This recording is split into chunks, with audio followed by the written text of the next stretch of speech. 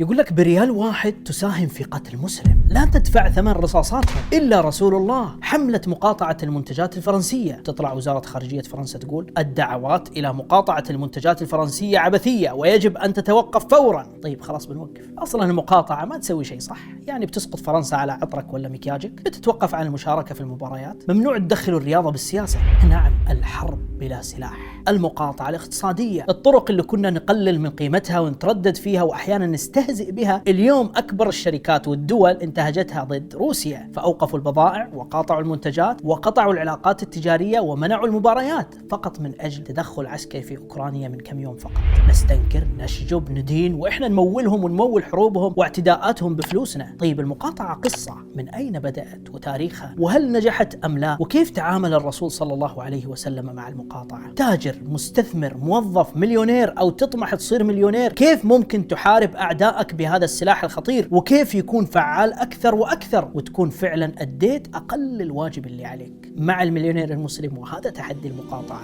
بسم الله.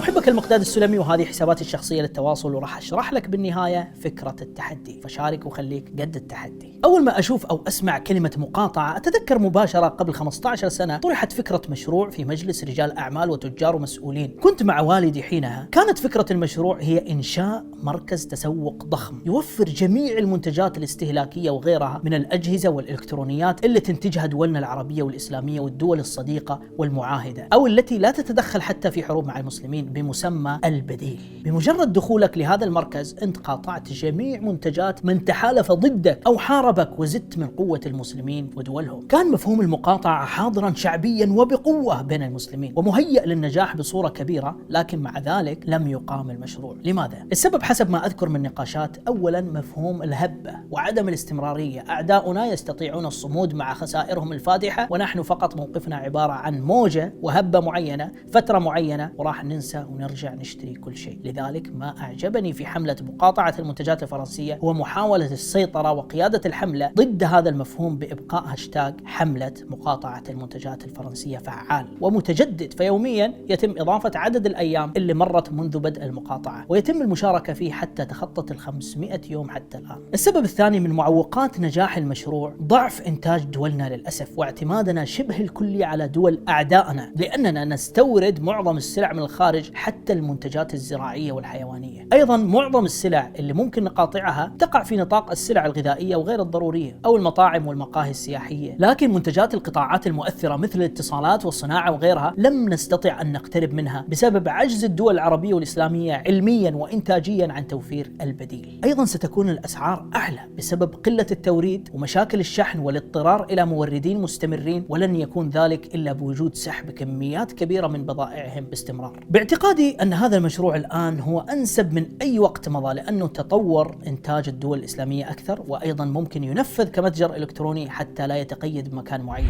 مبدئيا ما هي المقاطعة أصلا؟ المقاطعة إنك توقف أي عملية اقتصادية أو مالية مع جهة أو دولة أخرى، ويكون هدفك ممارسة الضغط على هذه الدولة اقتصاديا بسبب حرب معين أو موقف أو قضية معينة. أحيانا المقاطعات تكون مقاطعة شعبية غير رسمية، وأحيانا تتبناها الدول وتكون رسمية. وبدلا من أن تكون المقاطعة سلبية، يعني فقط ما نشتري ولا نبيع مع الدولة الفلانية، يجب أن تكون المقاطعة إيجابية. كيف نصنع ونوفر السلع محليا ونغتنم فرصة توقف التعامل مع الدولة اللي قاطعناها ونطرح في السوق منتجاتنا، وقتها سيكون الإقبال عليها كبير وربما يساعدها للتنافس والتوسع للأسواق الدولية. طيب اسمع هذه القصة، وهي أشهر صور المقاطعة في عهد النبي صلى الله عليه وسلم، واللي نجحت بقوة. ما قام به الصحابي ثمامة بن آثال رضي الله عنه، وكان من كبار تجار الشعير في الجزيرة العربية. كانت اليمامة من أكبر المستوردين للشعير، وقد أسلم رضي الله عنه في العام 7 من الهجرة حينما كانت الهدنة قائمة بين المسلمين والمشركين بعد صلح الحديبية. ذهب هذا الصحابي للعمرة، وهناك بعد لقائه مع قادة قريش لمس مدى الظلم الواقع منهم على المسلمين والتجني على شخص الرسول صلى الله عليه وسلم، وقرر فورا مقاطعتهم بوقف البيع والشراء منهم، وقال: لا والله لا يأتيكم من اليمامة حبة حنطة حتى يأذن فيها النبي صلى الله عليه وسلم. لم يعترض النبي صلى الله عليه وسلم، وفي سكوت النبي إقرار لذلك، وهذا الإقرار كما هو معروف سنة. حاولت قريش الصمود ضد هذه المقاطعة لكنها أنهكتها. انظر كيف انتصر هذا التاجر المسلم الصحابي الذي لم يلبث على إسلامه إلا القليل، انتصر على أعتى أعداء الإسلام في ذلك الوقت. قريش تضررت كثيرا من المقاطعة، فرضخوا وأرسلوا يستعطفوا رسول الله صلى الله عليه وسلم حتى رحمهم، وأذن لثمامة أن يعاود التجارة معهم. يا ليت تجار المسلمين اليوم كلهم على قلب واحد ونصرة للنبي مثل هذا الصحابي الجليل. لا يؤتى الإسلام من قبلك، كل واحد من منصبه وبتجارته يستطيع أن يثخن في العدو. لن نموت جوعا إذا قاطعنا من أساء لنبينا وقدوتنا وديننا، لكن إن لم نفعل سنموت ذلا ومهانة. كيف ندفع لمن يهيننا ويسيء إلينا؟ كيف؟ من المقاطعات الاقتصادية في تاريخنا الحديث ما حدث في عام 1945 حينما شنت جامعة الدول العربية مقاطعة اقتصادية شاملة لإسرائيل. شارك في هذه المقاطعة العراق، الكويت وقطر والمملكة العربية السعودية والإمارات أيضا في سبعينيات القرن الماضي. تبنت الولايات المتحدة قوانين تحظر على الشركات الأمريكية تعزيز أو دعم مقاطعة إسرائيل. اشتغلت وقتها المقاطعة العربية على عدة مستويات، ولن تمنع التجارة العربية مع إسرائيل فحسب، بل منعت أيضا دخول الشركات اللي باعت بضائعها إلى إسرائيل للسوق العربية في جميع أنحاء العالم. آثار هذه المقاطعة صعب جدا حساب التكلفة الفعلية، لكن تقديرات اتحاد غرف التجارة الإسرائيلية ذكر أن صادراتها تأثرت بنسبة 10%. المقاطعة الثانية بتاريخنا واللي ذكرت أطراف منها في البداية كانت مقاطعة المسلمين لمنتجات الدنمارك بعد الرسوم المسيئة للنبي صلى الله عليه وسلم في عام 2006 حتى بعد الاعتذار اللي قدمته الصحيفة للمسلمين. إلا أن هذه المقاطعة قد كلفت الشركات الدنماركية ملايين الدولارات. فما بين فبراير من عام 2006 وحتى يونيو من نفس العام انخفضت صادرات الدنمارك للشرق الأوسط بمقدار 15%، وتكبدت الشركات خسارة تقارب من 134 مليون دولار. وأيضا في البيانات الوطنية ذكروا أن الصادرات إلى السعودية تراجعت بنسبة 40% من أعقاب المقاطعة، بينما تراجعت الصادرات إلى إيران بنسبة 47%. كما عانت أيضا الصادرات إلى ليبيا وسوريا والسودان واليمن من انخفاضات كبيرة جدا.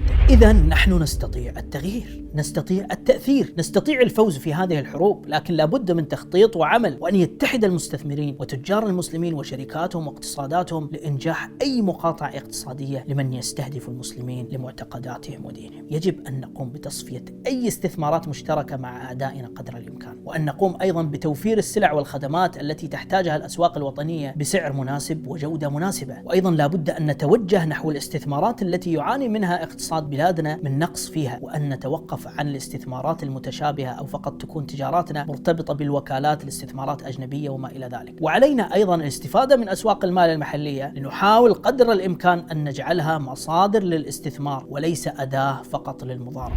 وصلنا للنهاية، ومع تحدي المقاطعة توصلنا إلى أن أفضل سبيل بين أيدينا للرفض والتأثير خاصة أمام هذه الدول التي لا تعرف أي لغة غير المال، لا بد أن نتخذ خطوة عملية. كيف نشارك في هذا التحدي؟ طيب إيش فكرة هالتحدي؟ اختار الآن أقرب صديق لك أو زميل أو قريب، وضعه نفس وضعك أو قريب منه، مستواه قريب من مستواك، وقوموا بالتحدي مع بعض، تحدي مقاطعة المنتجات الفرنسية على الأقل، واطلع على أعمال الهيئة العالمية لنصرة نبي الإسلام وجهودهم في هذه المقاطعة. الهدف من هذا التحدي إيقاف أي تعامل تجاري، شراء أو بيع أو استئجار لشيء من صناعة فرنسية. لا تبيع، لا تشتري، لا تسوق، لا تستخدم. تستطيع السؤال الآن والبحث بكل بساطة عن جميع المنتجات الفرنسية اللي تباع عندك في منطقتك، وتطبق عليها المقاطعة التامة، وتشاركنا تقدمك في هذه المقاطعة. طيب إذا اضطريت أنت وزميلك واشتريتم شيء فرنسي، تحط غرامة على نفسك من الشيء اللي اشتريته بمقدار 10% من قيمته، تتصدق فيها وتطهر مالك وتخليك قد التحدي.